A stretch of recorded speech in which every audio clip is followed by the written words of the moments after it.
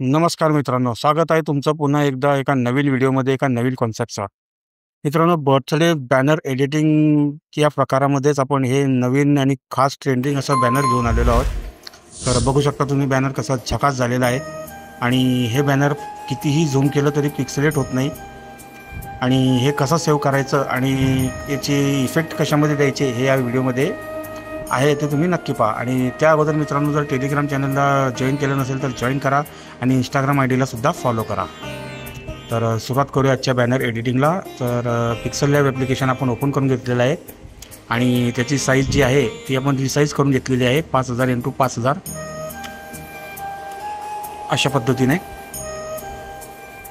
तर मित्रांनो, बॅनर आपण बनवलेलं आहेच आणि त्याची PLP सुद्धा आपण प्रोव्हाइड केलेली आहेत. आणि त्यासोबत मित्रांनो, आपण टेक्स्टची एडिटिंग जी आहे त्याचीसुद्धा PLP ही वेगळी दिलेली आहे, जेणेकरून तुम्ही कुठल्याही नावाचं टेक्स्ट वापरून त्याला म्हणजे एडिट करू शकतात.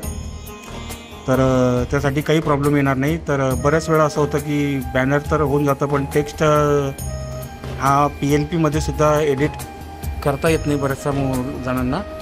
त्यामुळे आपण त्याची सेपरेट PLP दिलेली आहे, जेणेकरून तुम्हाला कुठलाही टेक्स्ट त्यामध्ये एडिट करता येईल. तर मित्रांनो, हे सर्व आपण बॅकग्राऊंड एक बॅकग्राऊंड आणि जे PNG आहेत ते एक ॲड करून घेणार आहोत आणि अशा प्रकारे आपलं हे बॅनर होऊनच जाईल.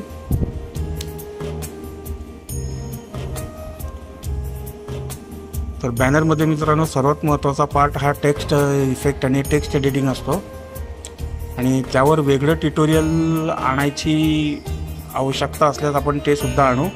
पण सध्या तरी आपण याच व्हिडिओमध्ये त्याचा PLP प्रोव्हाइड केलेली आहे. बघा, या टेक्स्टची यावर कुठला इफेक्ट लावला आहे, कसा लावला आहे, टेक्स्चर कुठलं वापरलं आहे, ते सर्व मी तुम्हाला प्रोव्हाइड करणार आहे मित्रांनो.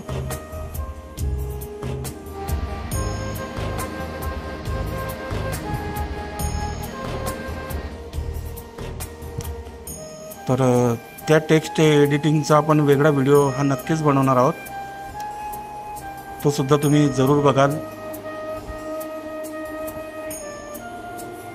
आणि मित्रांनो, तुम्हाला जर या चॅनलवरची एडिटिंग आवडत असेल तर या व्हिडिओला नक्की लाईक करा आणि जास्तीत जास्त शेअर करा मित्रांनो, जेणेकरून अजून लोकांपर्यंत हा व्हिडिओ पोचेल आणि त्यांनासुद्धा असे ट्रेंडी बॅनर हे इझिली बनवता येतील.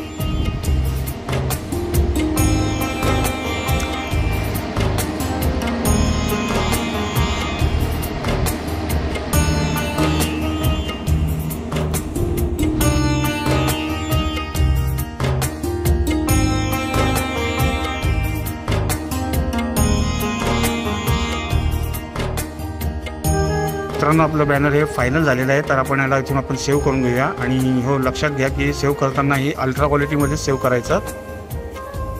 आणि यावर जो चेहऱ्यावर इफेक्ट दिसत असेल मित्रांनो, तो आपण स्नॅपसीड या ॲप्लिकेशनमध्ये केलेला आहे. तर सर्वात आधी आपण गॅलरीमधनं आपला जो फोटो इथं सेव्ह झालेला आहे, जे बॅनर सेव्ह झालेला आहे, त्याला आपण इथूनच स्नॅपसीडमध्ये शेअर करूया.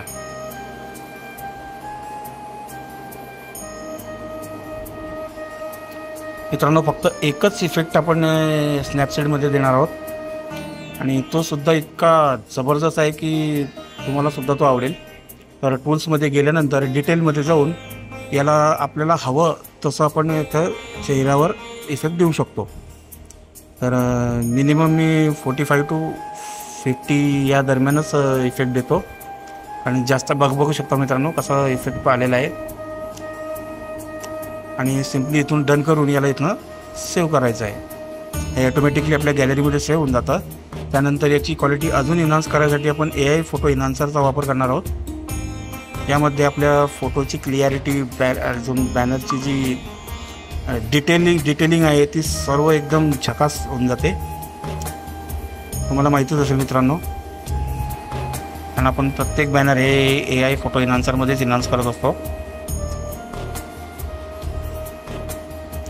मित्रांनो, व्हिडिओचा पासवर्ड व्हिडिओमध्येच आहे आणि तो 2 स्टेपमध्ये दिलेला आहे.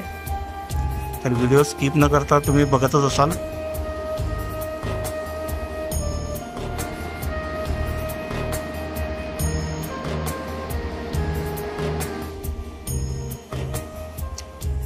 आपला हा नेहमीच प्रयत्न असतो. प्रत्येक सणाला, प्रत्येक इव्हेंटला आपण बॅनर बनवायचा प्रयत्न करत असतो आणि ते तुम्हाला PLP आणि PNG मटेरियल्ससुद्धा आपण त्याचं प्रोव्हाइड करत असतो. तर अशाच एडिटिंगसाठी मित्रांनो चॅनलला सबस्क्राईब करा. भेटूया आता पुन्हा एका नवीन व्हिडिओमध्ये एका नवीन टॉपिकसोबत. तोपर्यंत काळजी घ्या. जय हिंद, जय महाराष्ट्र.